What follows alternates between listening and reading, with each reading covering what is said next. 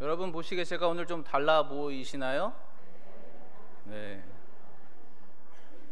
관심에 감사합니다. 네. 제가 안 쓰던 안경을 쓰고 오늘 이 자리에 섰습니다. 네. 안경 쓰는 게 더 낫죠? 네. 가릴수록 더 낫다는 것으로 받아들이겠습니다. 제가 눈이 안 좋아져서 안경을 쓰고 나왔나 이렇게 생각하시는 분들 계실지 모르겠지만, 사실 제가 안경을 오늘 쓰고 나온 이유는 오늘 설교에 시청각 도구로 사용하기 위해서 안경을 이렇게 쓰고 나왔습니다.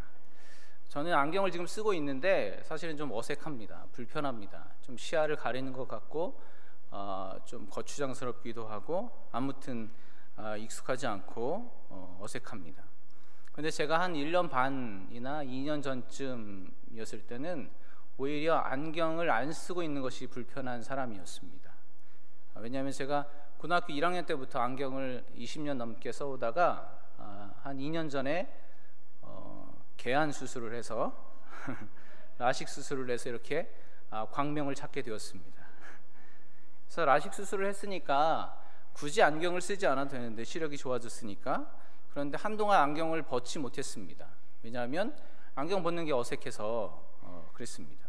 뭔가 내가 가리고 있어야 되는데, 입고 있어야 되는데 그 옷을 입지 않은 것 같은 그런 부끄러운 마음 때문에 제 스스로 거울을 보기에도 참 어색한데, 다른 사람들, 특히 성도들이 저를 볼 때 얼마나 어색할까. 사람들이 이렇게 눈을 마주칠 때마다 뭔가 내가 좀 이상해 보이나 라는 것을 의식해서 안경을 한동안은 수술 후에도 쓰고 다녔습니다. 20년 넘게 그렇게 몸의 일부처럼 늘 가지고 다니던, 쓰고 다니던 안경을 벗었을 때 그 어색함, 그래서 비싼 돈을 들여서 라식 수술을 해놓고도 굳이 도수 없는 나를 안경에다 끼고 마치 수술을 안 한 것처럼 그렇게 안경을 쓰고 다녔습니다.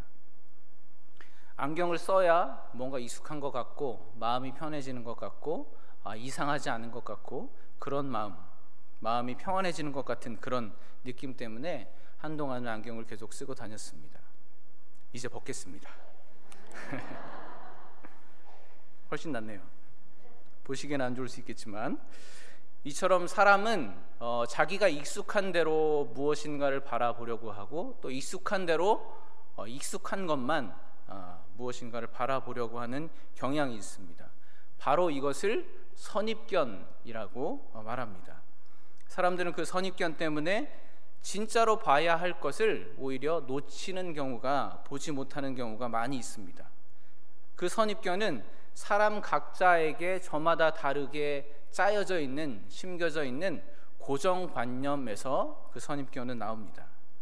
여러분들은 동일하신 한 분 하나님, 동일하신 예수 그리스도를 믿고 신앙하는 그리스도인들이지만, 여러분들이 하나님을 바라보실 때, 성경 속의 예수 그리스도를 바라보실 때, 여러분 자신도 모르게 여러분 마음 가운데 이미 짜여져 있는 그 고정관념, 선입견을 가지고 하나님을 바라보시고 예수 그리스도를 바라보실 수밖에 없다라는 것입니다.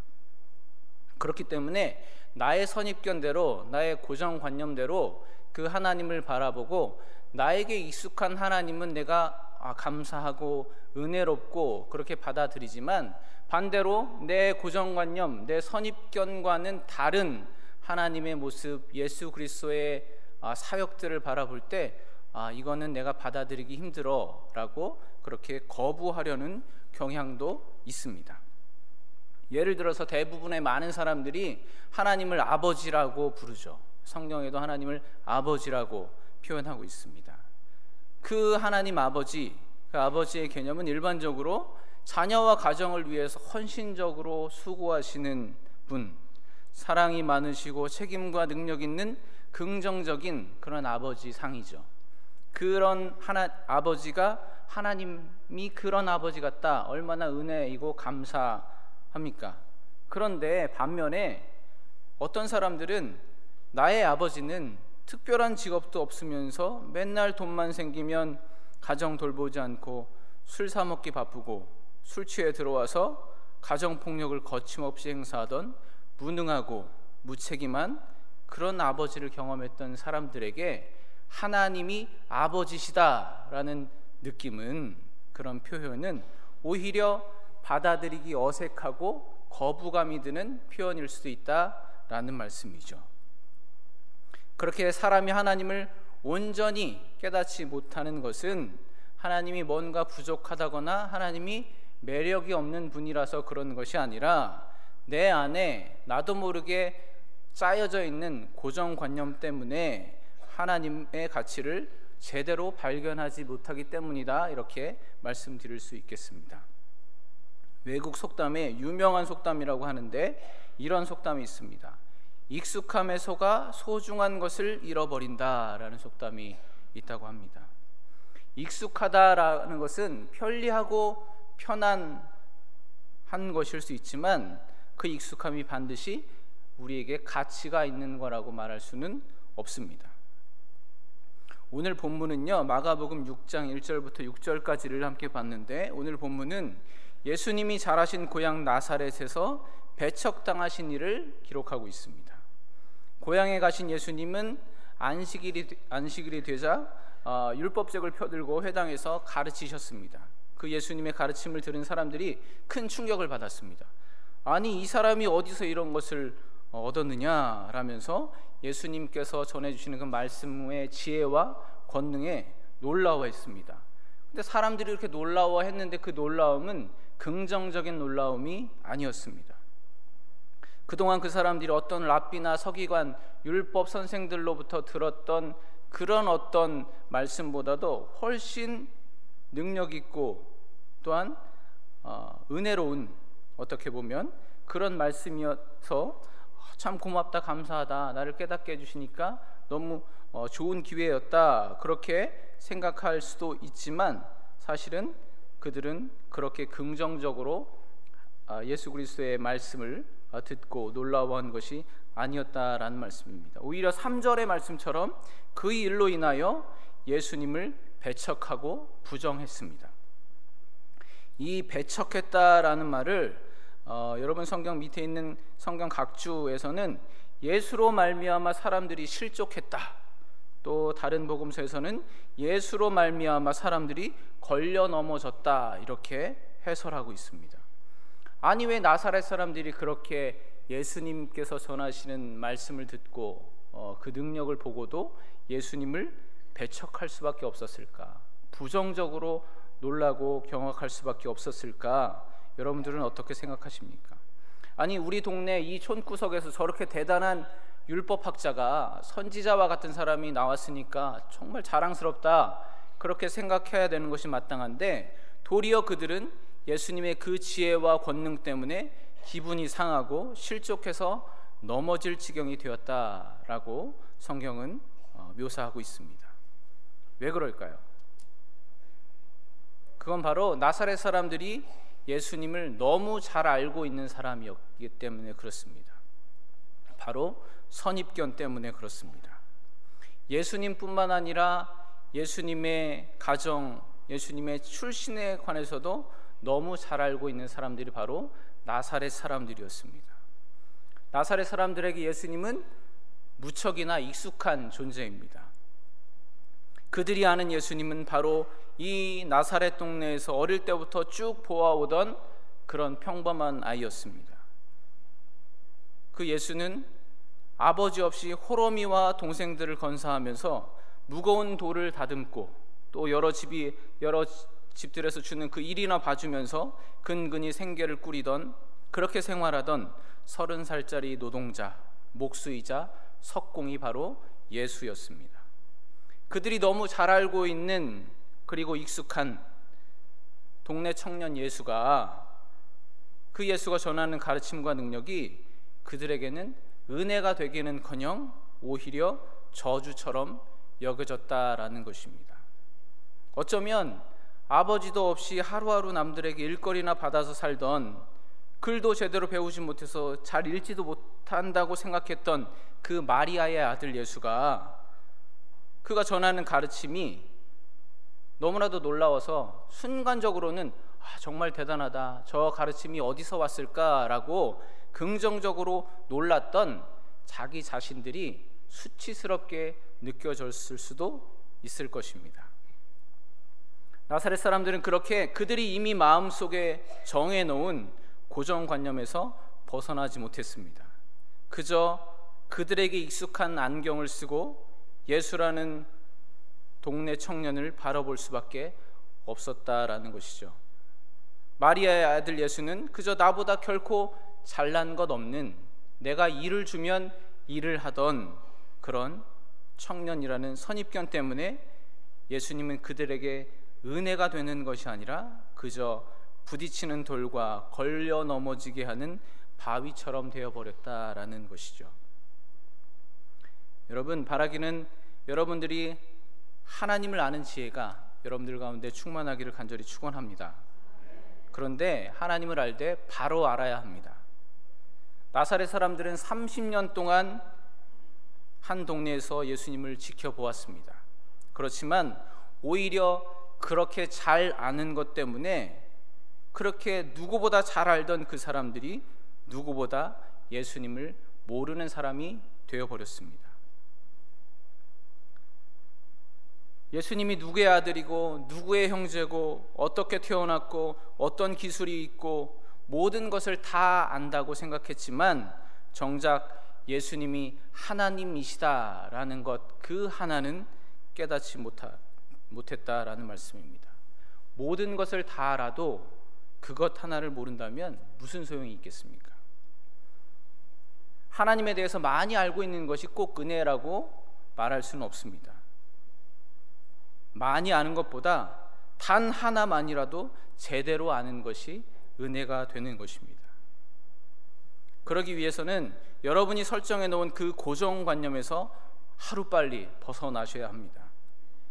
고정관념에 매여 있는 사람은 내가 아는 예수, 내가 원하는 예수, 내게 필요한 예수를 고집하면서 그 예수만을 바라보려고 편협한 시각 가운데 여전히 그 예수를 고집하며 그 하나님을 바라보며 살아갑니다. 그렇지만 고정관념이 아닌 성령에 사로잡혀서 사는 사람들은 내가 원하는 것이 아닌 하나님께서 나에게 보여주시고자 하는 그 하나님을 바라보는 사람인 줄로 믿습니다. 바로 그런 영안을 가진 복된 성도가 되시는 여러분들이 되시기를 축원합니다.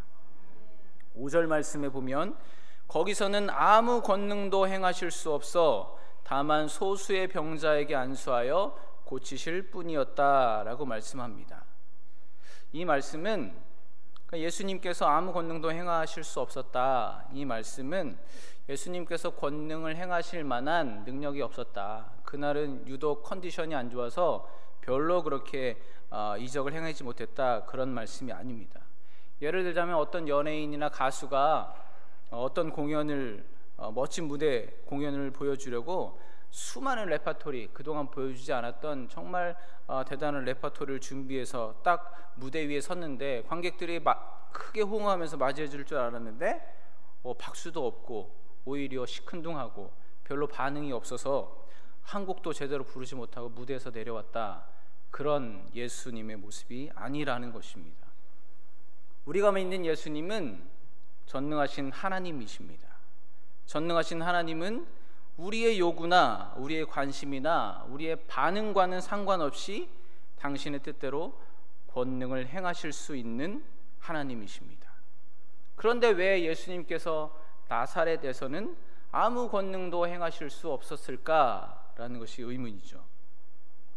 요한복음 15장 7절에서 우리 주님은 이렇게 말씀하십니다. 너희가 내 안에 거하고 내 말이 너희 안에 거하면 무엇이든지 원하는 대로 구하라.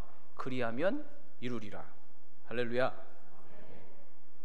하나님은 여러분이 설정해 놓은 그 고정관념, 그 틀에 매여 계시는 분이 아닙니다. 오히려 여러분의 마음의 문을 열어서 예수 그리스도를 온전히 여러분 안에 모실 때 비로소 하나님의 능력이 시작되는 줄로 믿습니다. 하나님은 자신의 능력을 예수 그리스도를 모신 사람 안에서 행하길 기뻐하십니다. 육지 동물 가운데, 땅에서 살아가는 동물 가운데 가장 힘이 센 동물이 뭘까요? 코끼리입니다. 가장 힘이 세고 가장 덩치도 큰 동물이 코끼리입니다. 코끼리는 초식 동물이라서 다른 짐승들에게 크게 해를 가하지는 않지만, 그렇지만 가장 힘이 세고 덩치가 크기 때문에 야생에서 다른 짐승들도 함부로 코끼리에게 덤비거나 공격하거나 위협이 되지는 못합니다. 그런데 우리가 TV나 다른 여러 경로를 통해서 서커스 같은 데를 보면은 어마어마하게 큰 그 코끼리가 땅에 박혀 있는 그 팔뚝만한 말뚝에 매여서 꼼짝 못하고 있는 것을 쉽게 보게 됩니다. 왜 그럴까요? 그 말뚝 하나 쓰러뜨리지 못하고 벗어나지 못하는 코끼리의 모습, 왜 그럴까요? 이유는 간단하죠. 코끼리가 아주 어렸을 때부터 그 말뚝에 그 코끼리를 묶어두면 처음에는 그 아기 코끼리가 벗어나려고 발버둥을 치지만 아직은 힘이 약하기 때문에 그 말뚝을 풀고 도망가지 못하죠. 근데 그 일이 계속 매일매일 반복되다 보면 이 코끼리는 이렇게 생각하죠. 나는 저 말뚝으로부터 벗어날 수 없는 존재구나 라고 생각하게 됩니다. 그것이 바로 고정관념입니다. 막상 코끼리는 이제 어른 코끼리가 되어서 이 세상 누구보다도 힘이 센 그런 동물이지만 여전히 그 팔뚝만한 말뚝에서 헤어나지 못하고 있다는 것입니다. 여러분, 코끼리가 힘이 없어서 그 말뚝에 묶여 있는 것이 아니라 안 된다, 할 수 없다, 나는 벗어날 수 없다라는 고정관념이 그 코끼리를 묶고 있는 것입니다. 마찬가지로 여러분 안에 이미 전능하신 예수님께서 함께 하고 계십니다. 그 고정관념을 깨트리시고 하나님의 능력을 날마다 경험하시는 은혜가 있기를 간절히 축원합니다. 오늘 본문 앞에는요, 또 다른 지역이 등장합니다. 예수님은 이 나사렛으로 오시기 전에 그 다른 지역에서 사역하시다가 이 제자들과 함께 나사렛 고향으로 건너오셨습니다. 나사렛과는 대조적인 또 다른 지역이 있는데 그 지역이 바로 가버나움이라는 곳입니다. 마가복음 1장에서부터 예수님이 이 가버나움에서 사역을 하십니다. 이 가버나움이 얼마나 중요한 곳이냐면 마태복음 9장에서는 이 가버나움을 예수님의 본 동네라고 표현하고 있습니다. 영어로는 His own city라고 표현하고 있습니다. 예수님의 본 동네가 가버나움이다 이렇게 표현하고 있는 거죠. 그 정도로 가버나움에서 예수님은 공생애 가운데 수많은 사역을 하셨습니다. 예수님 공생의 사역의 중심지가 바로 가버나움이었습니다. 예수님은 그 가버나움 회당에서 설교도 하셨고 귀신 들린 사람, 나병 환자, 중풍병자, 베드로의 장모, 혈루증 앓는 여인을 고치셨습니다. 그리고 그뿐만 아니라 맹인들의 눈을 뜨게 하셨고 손 마른 사람의 손을 펴시고 회당장 야이로의 죽은 딸을 살려주셨습니다. 이것처럼 예수님은 가버나움에서 참으로 많은 능력을, 권능을 행하셨습니다. 그래서 마태는 가버나움을 예수님의 본 동네다 이렇게 표현하고 있습니다. 그런데 여러분, 인간적으로 생각할 때, 인간적인 눈으로 볼 때 예수님의 본 동네는 가버나움입니까? 나사렛입니까? 나사렛이죠. 왜냐하면 나사렛이 예수님의 고향이니까 나사렛이 예수님의 본 동네가 되어야 하는 것이 맞습니다. 그렇지만 하나님의 관점에서 볼 때 예수님의 본 동네는 그저 인간 예수, 동네 청년 예수라는 고정관념에 꽉 들어막혀서 하나님을 제대로 보지 못하는 그 나사렛이 아니라, 비록 예수님에 대해서는 잘 모르지만 저 예수가 하나님이시구나 라는 것을 깨닫고 온전히 마음을 열고 믿고 의지했던 그 가버나움 사람들, 가버나움 동네가 예수님의 본 동네다라는 말씀입니다. 제가 질문을 하나 하겠는데, 여러분은 나사렛 사람입니까? 가버나움 사람입니까? 예수님에 대해서 많이 알고 계십니까? 많이 모르고 계십니까? 그러면 여러분은 예수님의, 하나님의 능력을 많이 체험하십니까? 도무지 체험하실 수 없습니까? 여러분은 하나님의 능력을 날마다 경험하는 본 동네에 살고 계십니까? 오늘 본문 5절을 다시 주목해서 볼 필요가 있습니다. 그곳 나사렛은 모두가 예수님을 깨닫지 못하고 불신앙하는 환경에 매여 있는 그런 곳이었습니다. 그런데 그럼에도 불구하고 그곳 불신앙이 팽배한 그 나사렛에서도 마음의 문을 열고 예수를 하나님으로 깨닫고 믿음으로 나아갔던 소수의 사람들이 있었고, 그 소수의 사람들을 예수님께서는 가버나움에서처럼 큰 권능으로 능력을 행하셨다라는 사실입니다. 여러분, 우리가 하나님을 신앙할 때 우리가 살아가는 세상, 여러분이 처해 있는 그 환경을 탓하고 그 환경에 얽매이지 마시기 바랍니다. 환경이 어떻든지 간에 여러분들이 살아가는 그 세상이 불신앙이 팽배하고 하나님을 도무지 모르는 그곳에 여러분들이 서 계실지라도 여러분만은 극소수의 이 나사렛 사람들처럼 하나님께 마음을 열고 온전히 하나님을 받아들이는 그런 은혜가 있기를 간절히 축원합니다. 내일부터 2주간 특별 새벽 기도회가 진행됩니다. 어떤 분들은 이 특별 새벽 기도회가 연례적인 행사라고 생각하시는 분들이 있습니다. 그게 고정관념이죠. 그렇게 고정관념에 매여 있는 분들에게는 그 연례적인 행사에 관계된 사람들에게만 이 행사는 특별하게 보일 수밖에 없습니다.